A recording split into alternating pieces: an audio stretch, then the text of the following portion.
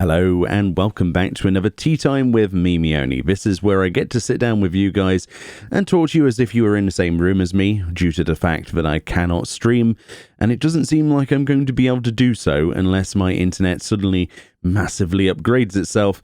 But until then, I have to wait now for a supplier switch to actually switch to a new ISP later in this year, close to July now.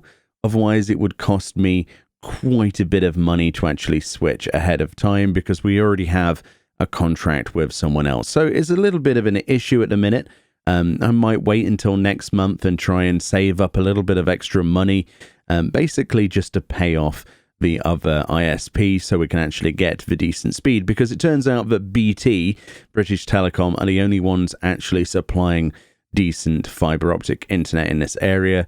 And they didn't even let us know that that was even an option. So we've been in talks with them. The likelihood is that we're going to have to switch to BT, but that's not really a massive deal considering the speeds that they have averaged. I mean, they're not brilliant, anywhere from like 20 megabit, something like that for down.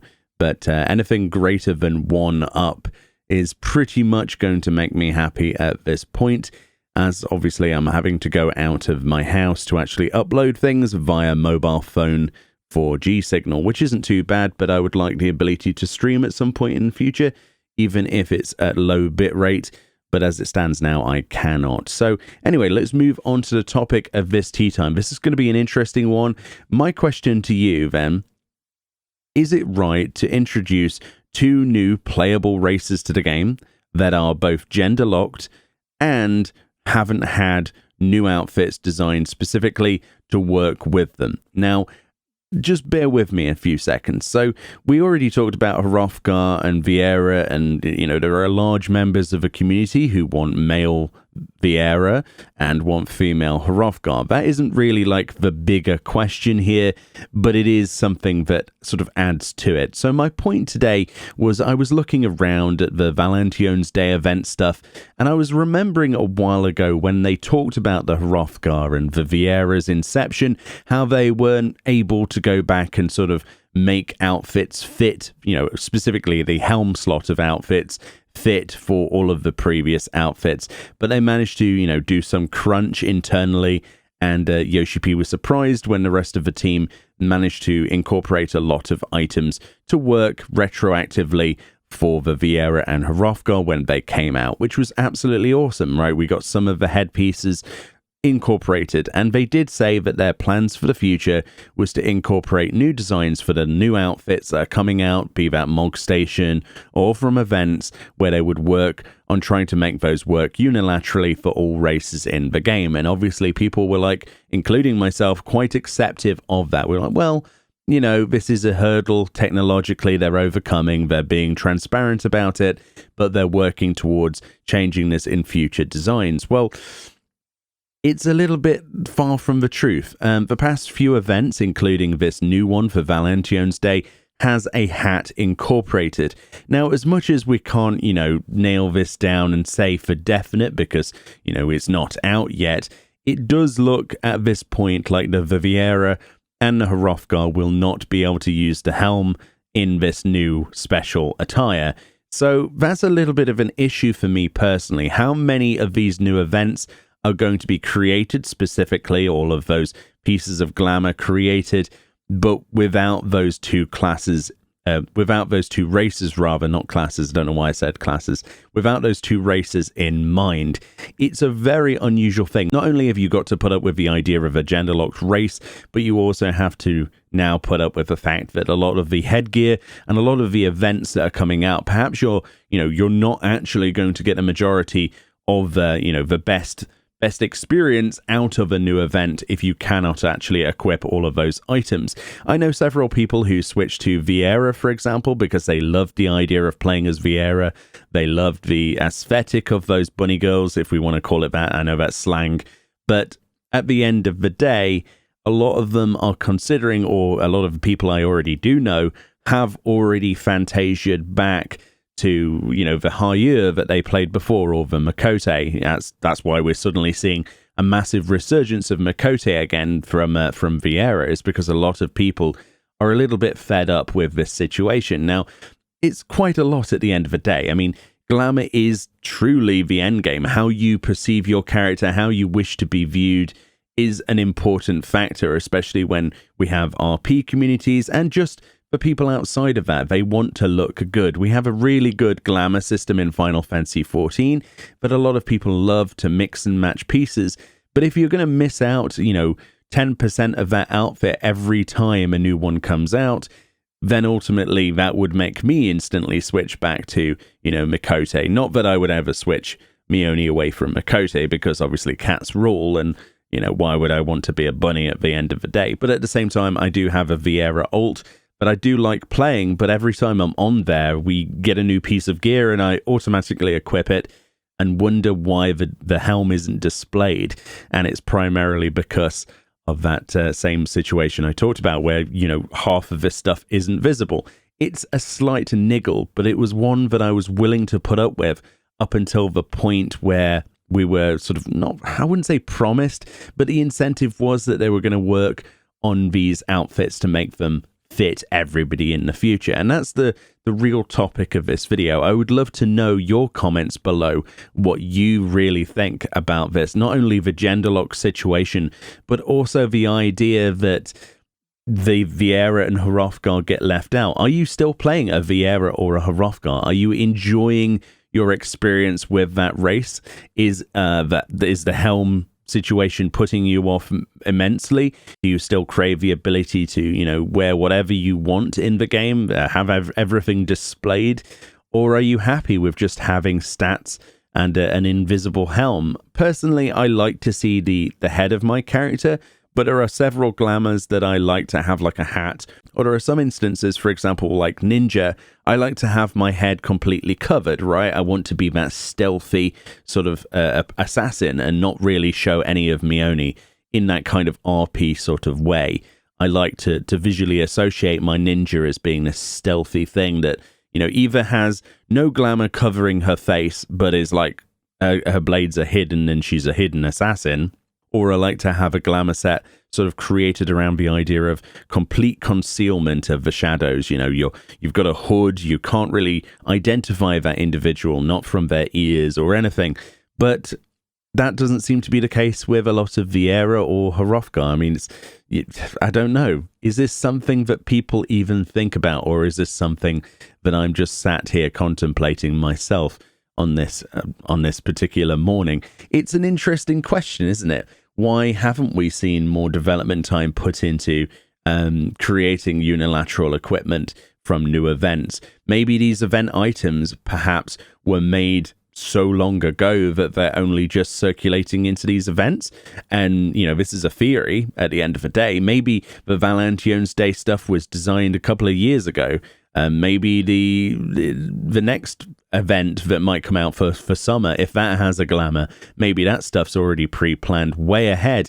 And maybe we're not going to really see any of that Viera or Hrothgar equipable helm attire until we get past those sort of previous designs. It makes you think, doesn't it, how far ahead all of these individual departments within, like the individual people responsible for each part of the game, how far ahead they have planned, and indeed how far we have to go before we see that stuff reflected in those outfits. At the same time, though, as I talk about this, I am thinking to myself, is this development time that would be best spent on the game? Would I really want them to go and spend a lot more of their budget working on having unilaterally equipped gear? Is it really something that costs that much? Is this something that will cost Square Enix so much money that they're not doing it because of that, unless they get enough demand? Or is this something that they could have just done when they originally designed that gear, depending on, obviously, when they designed that gear in the first place? It's definitely something I'm curious about. But at the same time, I can't imagine it takes anywhere near the same amount of time as it does to create a dungeon. We recently got the news that they're dropping one of the dungeons from each patch, right? But we're going to have one major patch, one major dungeon per patch now as the future goes forward. Whether that's, permanent for the future or if that changes at some point, we don't know. But they are dropping from those 2 dungeons every patch to just one. And you have to wonder where that extra amount of development time and budget is going towards. A lot of people have theorized the next Eureka style content to go with the next relic weapon or whatever you want to call it, right? We still have that to look forward to. There's presumably going to be another deep dungeon series, although we don't know that for certain at this point. There's lots of other things that require development time and more of that budget, including, crossover stuff as well. That costs quite a bit. I imagine the Final Fantasy 15 stuff cost quite a bit, even though a lot of those things were, predominantly model rips. With the Nier stuff, we had quite a lot of budget went into that. Very clearly, it's a very well-designed piece of content. Probably one of the best Alliance raids they've ever made, in my own opinion, and several other people have given similar feedback. It's a really interesting thing. If you're dropping content, the main content, to put your development time into something else, why can't we simply have something like that equipable helm gear sort of elaborated on? Is this something that, are these separate people who already have their work cut out for class armor and stuff for the future? Or is it just simply a case of when we had that extra dungeon, when we had all of this extra stuff, maybe they've bitten off more than they can chew with their current team size? Is that something we're allowed to talk about? A lot of people get cagey when we ask about sort of setting your expectations too high and not being able to deliver on them.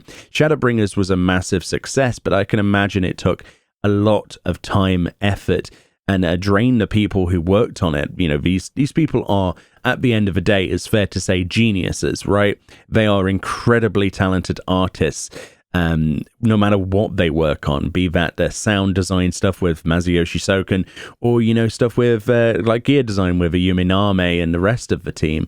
It's phenomenal from one page to the other, from one area of that office to the next.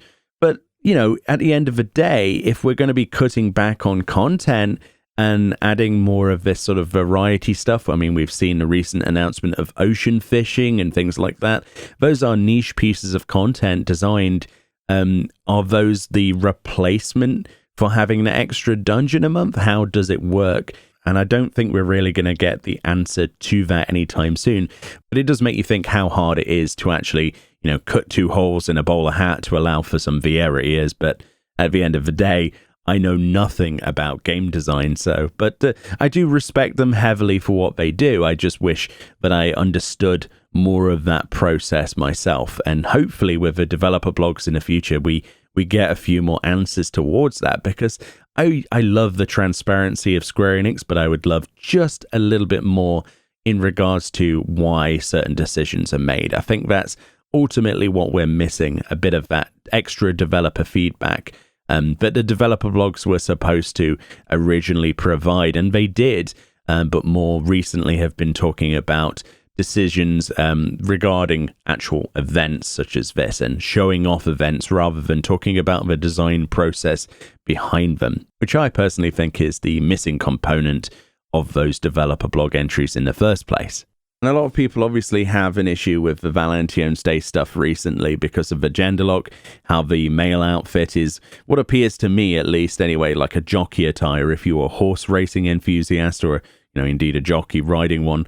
And with that sort of waistcoat with the two-tone design with the hat and the tie and those trousers. And then the female one is that sort of very generic dress with a different kind of bowler hat with a feather in it. Now, why can't the male characters equip the hat with the feather in it? I don't understand that. Is there something that's specific about that design that says it is a female aesthetic? I don't understand that personally.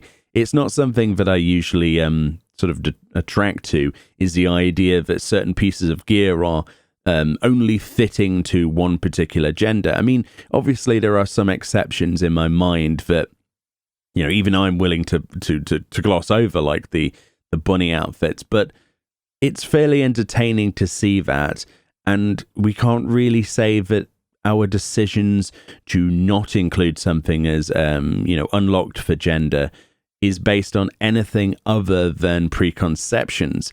A lot of the time we look at things and go, that's a male outfit, that's a female outfit. But, those edges have blurred quite considerably over the years.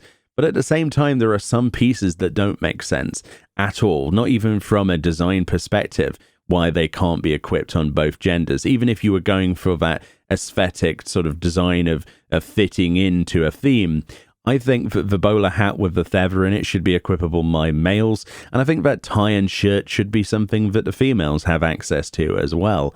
The dress is something that might look hilarious on a male character, but that should ultimately be an option for people to decide if that is the way they're going. You can't have one rule for one and one rule for another.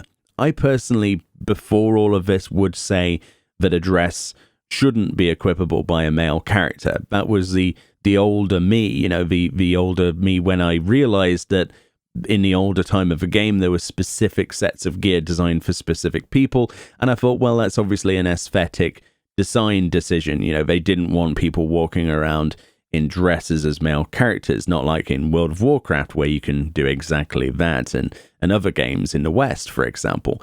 But at the same time, you can't add a bunny girl outfit equipable by males and other pieces of gear if you're going to stick to that aesthetic design. You might as well unlock everything and give people the freedom of choice that they wanted, because at the end of the day, they've already made that, that sort of tiptoe decision and walked that direction. They might as well go the full 9 yards. And people who quote immersion to me all the time, this is a game where you have flying cars from Final Fantasy 15 that, cars don't really exist in this world. Yes, there are lore reasons and little explanations of getting around it with cerulean powered engines, etc. But at the same time, there are plenty of other situations like riding around on a giant cactus that's in the shape of a gold saucer. Little things like that. Some of the outfits don't really make that much sense either, dressing up as alternate dimension lightning and stuff like that. I know there are little lore reasons why those characters cross over dimensions or whatever. It seems to me like they've already gone down the rabbit hole with making certain exceptions. So maybe they should just, admit it, have the gender lock completely removed, and allow us to mix and match whatever we want. Because at the end of the day, people could show up in a bright Calibri pink dyed outfit. It could be anything they wanted, or the bunny girl outfit as a male Rogadin. And that's not really is that damaging your immersion at this point? Because that's accepted. So why can't a female character equip a tie and a shirt? I don't understand that. Why can't the male character just have a much less extravagant dress equipped to them, or some tights or something like that? I don't understand it. It's one of those Eastern things that always crops up as a discussion on forums for these Eastern-based games. But is that really an excuse anymore? But really, my major sort of tick of a point today was the realization that a lot of the player base who were lured and interested enough to actually Fantasia into the new Viera and Hrothgar models are now kind of stuck with the idea that potentially all of the future sort of glamour that comes from events might not even be suited to them, or at least it makes you wonder why they had that decision in mind in the first place. Why introduce these limitations if you knew they were going to alienate certain parts of your player base that were financially sort of aimed to actually change their character's design when you release those races? It's a little bit of a bait, really, in my own opinion, but you might think completely differently, which is the idea behind all of this discussion. Anyway, should people equip what they want? Is this something that goes against the design of the game, or are you more willing to accept things based on the decisions that have already been made? Or do you think that that should have been the last example?